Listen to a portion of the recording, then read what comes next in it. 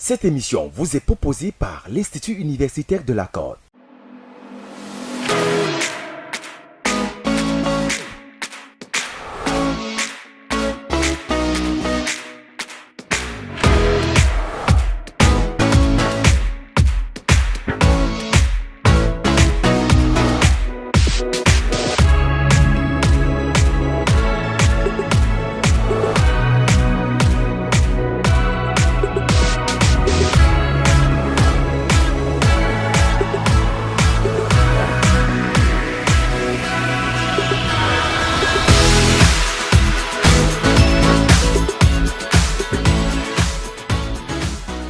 Bonjour chers apprenants, bonjour chers amis. Je suis Monsieur Basson Barthélémy, enseignant d'informatique au collège bilingue Adonai situé à l'Ukpom, Fin-Gautron-Basson. Comme vous voyez le tableau, je suis devant vous aujourd'hui pour vous présenter, pour vous donner un petit récapitulatif sur le réseau informatique et particulièrement sur l'adressage réseau. Bien, avant d'y arriver, nous allons faire quelques petits rappels. Quelques petits rappels en informatique, des rappels fondamentaux pour entamer la notion d'adressage réseau. Déjà, nous devons d'abord savoir c'est quoi un réseau informatique. Un réseau informatique, c'est un ensemble d'équipements informatiques interconnectés entre eux dans le but de s'échanger des informations et de partager des ressources. Lorsqu'on parle d'information, on parle de communication. L'échange des informations, ça veut dire les équipements ou les personnes physiques derrière ces équipements échangent, communiquent ensemble. Et lorsqu'on parle de ressources, on parle de matériel le plus souvent. Donc, c'est-à-dire imprimante, scanner, ainsi de suite. Bien, une fois le réseau informatique défini, nous allons continuer avec les types de réseaux. Le type de réseau informatique est fonction de la localisation, est fonction de la géographie. Ça veut dire quoi? En fonction de la distance entre les équipements, nous avons plusieurs types de réseaux. Les plus récurrents sont les LAN, les MAN. Nous avons d'abord les PAN, ensuite les LAN, ensuite les MAN et ensuite les WAN. Le LAN qui est Personal Area Network. Le LAN qui est le local, le MAN, Local Area Network, le MAN qui est métropolitain, et le WAN qui est le white. En français, nous avons réseau personnel, réseau local, réseau métropolitain, réseau étendu. Le réseau personnel qui relie deux équipements relativement proches. Le réseau local qui relie les équipements dans une même salle ou bien dans un même établissement ou bien dans un même immeuble. Le réseau métropolitain qui relie des équipements dans une même ville. Et le réseau étendu, les équipements d'un pays, d'un continent ou bien par-delà le monde. Le réseau étendu le plus connu est Internet. Bien, ceci dit, ces différents réseaux, pour qu'il y ait communication entre les équipements de ces différents réseaux ou entre deux différents réseaux, il faut qu'on ait des équipements. En réseau, nous avons deux types d'équipements. Les équipements de base. Nous avons les équipements de base.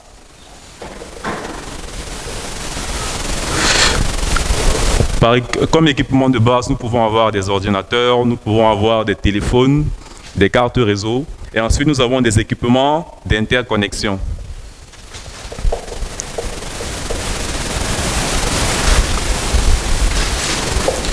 Les équipements d'interconnexion servent à connecter, à relier entre eux des équipements de base ou différents réseaux. Comme équipement d'interconnexion, nous pouvons avoir des switches, des hubs pour les plus connus, des routeurs, des ponts, des répéteurs, etc. Bien, ces équipements de base, pour qu'ils puissent communiquer entre eux, il faut qu'ils soient configurés, que leur adresse réseau soit configurée. Donc, d'où la notion d'adressage, d'où la notion d'adresse. Parlant d'adresse, l'adresse réseau, c'est quoi? L'adresse réseau, c'est un numéro qui permet d'identifier un équipement, soit dans un réseau, soit dans le monde entier. Donc, il permet d'identifier un équipement de façon unique. Nous parlons maintenant de l'adressage réseau. Parlant d'adressage, nous devons d'abord savoir ce que c'est qu'une adresse. Avant d'arriver à la définition d'une adresse, nous devons d'abord avoir les types d'adresses. J'ai dit tout à l'heure que l'adresse, c'est un numéro qui permet d'identifier de façon unique un équipement. Cette identification se fait soit dans le monde entier, soit dans un réseau bien défini.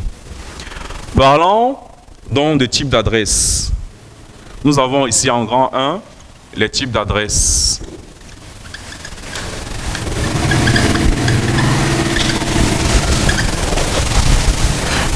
Nous en avons deux. Nous avons l'adresse physique,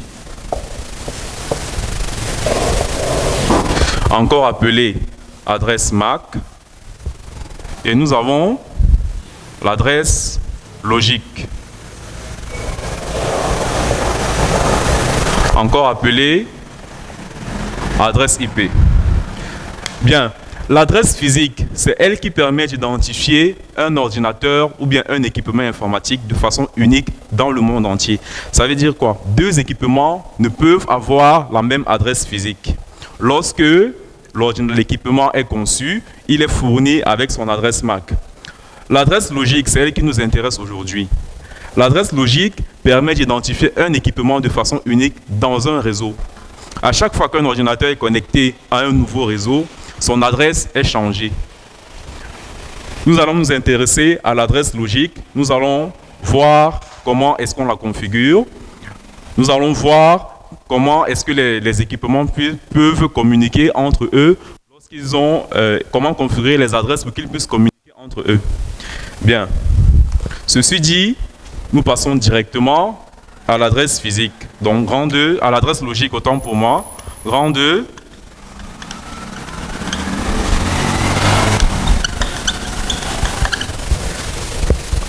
Adresse logique. C'est donc quoi l'adresse logique?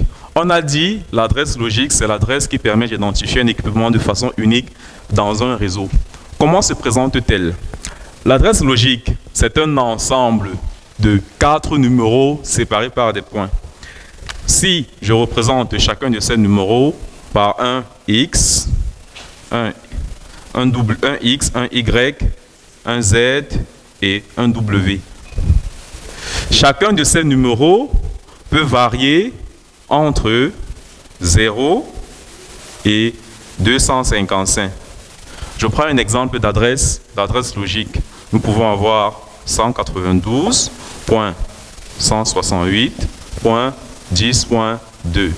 Nous avons là un exemple d'adresse logique, l'adresse IP, communément dit. Chacun de ces numéros, comme je l'ai dit précédemment, varie entre 0 et 255.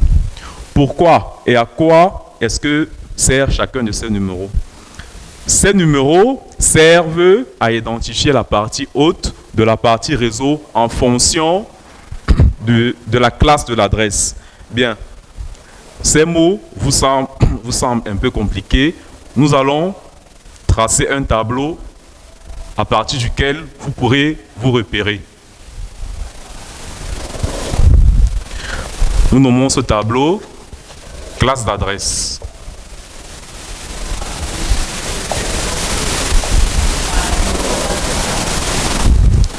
Bien. Ce tableau a 3 colonnes.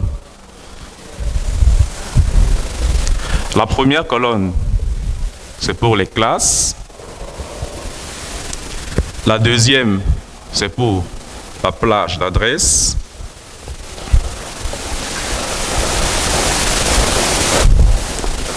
Et la troisième, c'est pour le masque.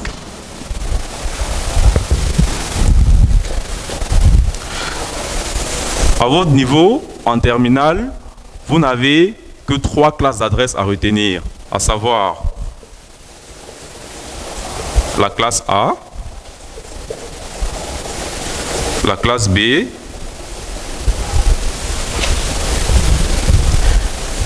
la classe C.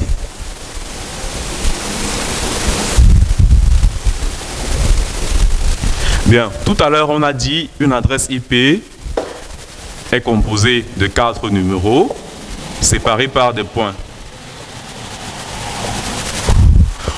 Pour savoir de quelle classe est une adresse, nous nous intéressons qu'au premier chiffre ou bien au premier nombre. Notons que ce nombre varie entre 0 et 255. Mais pour déterminer la classe d'une adresse, nous allons nous intéresser qu'au premier nombre. Si le premier nombre est compris entre 0 et 126, il s'agit de la classe A. S'il est compris entre 128 et 191, il s'agit de la classe B. Et s'il est compris entre 192 et 223, il s'agit de la classe C. Bien, nous allons maintenant écrire les masques et ensuite nous expliquerons à quoi servent les masques. Nous avons le masque de la classe A, 255.0.0.0. Le masque de la classe B qui est à 255.255.0.0 et celui de la classe C qui est à 255.255.255.0. Bien, à quoi servent ces masques? Ces masques servent à identifier deux parties de l'adresse IP. Nous allons d'abord donner des exemples d'adresses IP en fonction des classes. Nous allons donner un exemple pour chaque classe. Un exemple d'adresse pour la classe A. Rappelez-vous, souvenez-vous, on a dit la classe A varie entre 0 et 126. Le premier nombre de l'adresse IP, c'est lui qui varie. Dans un exemple de la classe A, nous pouvons avoir 10.128.1.1. Un exemple pour la classe B, nous pouvons avoir 128.168.2.1. Et un exemple pour la classe C, nous pouvons avoir 192.168.10.2. Ce sont des exemples. Bien. À quoi servent maintenant le masque de sous-réseau? Le masque de sous-réseau, comme je l'ai dit, il sert à différencier la partie réseau de l'adresse IP de la partie machine.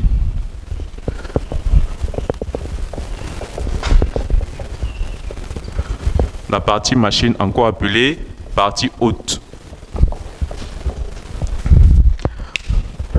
Ça veut dire, si nous avons une adresse de classe B, comme celle-ci, 128, si on vous donne une adresse 128.168.2.1, la première des choses à faire, c'est d'abord identifier la classe de l'adresse en vous servant du premier nombre.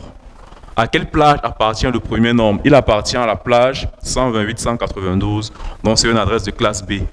Le masque de sous-réseau d'une adresse de classe B est 255.255.0.0. Toutes les parties, ou bien tous les numéros qui sont à 255 font partie de la partie réseau. Donc ça veut dire la partie réseau de notre adresse IP, la voici. Partie réseau. Et la partie machine de notre adresse, c'est toutes les parties du masque ou bien tous les numéros du masque qui sont à 0. La voici, la partie machine. À quoi ça nous sert? Pour que deux adresses ou bien deux équipements ayant des adresses puissent communiquer, il faut d'abord que les parties réseau de ces deux adresses soient les mêmes. Une fois les parties de ces adresses, une fois que les parties réseau de ces adresses sont les mêmes, on peut manipuler les parties machines à notre guise. Ça veut dire quoi? Nous allons faire un petit schéma. Nous allons effacer le tableau et faire un petit schéma.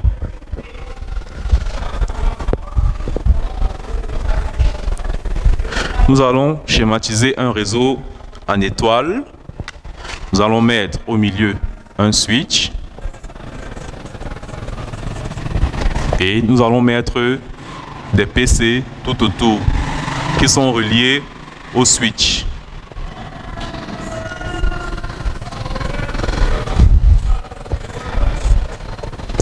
avons ici le PC1, le PC2, le PC3 et le PC4.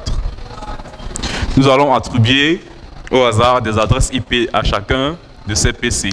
Au PC1, on lui attribue l'adresse 192.168.10.1. Celui-ci, 192.168.10.5. Celui-ci, 192.168.11.4. Et celui-ci, 192.168.10.7. Bien, nous nous rendons compte que ces différents PC ont des points communs. C'est quoi le point commun? C'est la classe d'adresse. Donc ce que vous devez retenir, c'est que pour que deux PC, ou bien pour que des équipements d'un même sous-réseau, puisqu'ici nous sommes dans un sous-réseau, pour que des équipements d'un même sous-réseau puissent communiquer, il faudrait que leurs adresses IP soient de la même classe. Ici, nous sommes en classe C. Ça veut dire quoi? Ça veut dire que le masque de sous-réseau, ou bien le masque de ce sous-réseau est 255.255.255.0 selon le tableau que nous avons tracé précédemment. Nous savons que le masque est à 255.255.255.0. Ça veut dire que la partie réseau de chacune de ces adresses, la partie réseau, c'est les 3 premiers numéros.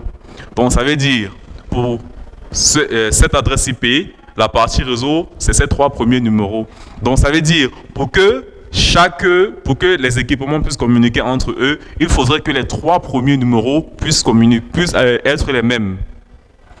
Pourquoi les 3 premiers numéros? Parce que le masque de sous-réseau de la classe C, les 3 premiers numéros sont à 255. On a dit les numéros qui sont à 255, c'est la partie réseau, et les numéros qui sont à 0, c'est la partie machine. Donc, il n'y a que la partie machine que nous avons le droit de manipuler, d'attribuer des numéros entre 0 et 255.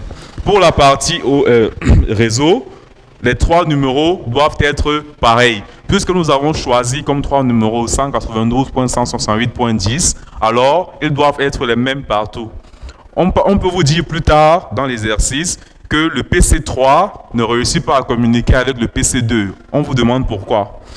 Tout simplement parce que sa partie réseau n'est pas la même avec les parties réseau des autres équipements.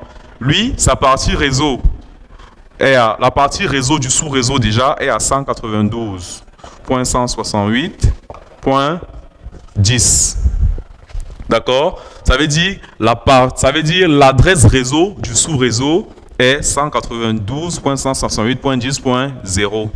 Donc pour trouver l'adresse réseau d'un sous-réseau, on écrit d'abord la partie réseau et on met le nombre de numéros le reste de numéros à 0. Donc nous avons écrit la partie réseau et nous avons mis le reste de numéros à 0. Ici nous avons l'adresse réseau. L'adresse réseau. Bien, l'adresse réseau est écrite. Ça veut dire quoi? Ces 3 numéros ne doivent pas changer pour tous les équipements de ce sous-réseau. Ces 3 numéros ne doivent pas changer. Le 3e numéro de cet équipement est passé à 11. Ça veut dire que cet équipement ne pourra communiquer ni avec le PC2, ni avec le PC1, ni avec le PC4. Mais ces 3 autres équipements peuvent communiquer entre eux. Le PC3, pour qu'il puisse communiquer, nous allons entrer dans les configurations réseau et nous allons tout simplement changer le 3e numéro, donc nous allons le mettre à 192.168.10.4. Là, les 4 adresses seront bien configurées et les 4 équipements pourront communiquer. Bien, nous allons nous arrêter là pour aujourd'hui. Le but de cette leçon était de pouvoir définir ce que c'est qu'une adresse, donner les différents types d'adresses, à savoir l'adresse physique et l'adresse logique. Ce qui nous a intéressé aujourd'hui, c'est beaucoup plus l'adresse logique. parce que c'est elle qui permet la communication entre les différents équipements d'un réseau. Si l'adresse logique est mal configurée dans un réseau, les différents équipements ne pourront pas communiquer entre eux. Nous avons tracé le tableau des classes d'adresses et nous avons fait un exemple palpable d'un sous-réseau, d'une topologie en étoile, et nous avons utilisé une adresse de classe C. Et nous avons vu comment faire en sorte que les équipements puissent communiquer entre eux en fonction de la classe d'adresse et du masque de sous-réseau. Bien, ce que je vous invite à faire à la maison, c'est de faire le même schéma, mais en utilisant des adresses réseau de la classe B et de la classe A, pour voir si vous avez compris. Pour toute question et suggestion, toute incompréhension de toutes sortes, vous pouvez contacter les numéros qui sont au bas de l'écran. Nous avons terminé la leçon d'aujourd'hui. Je vous remercie et à très bientôt.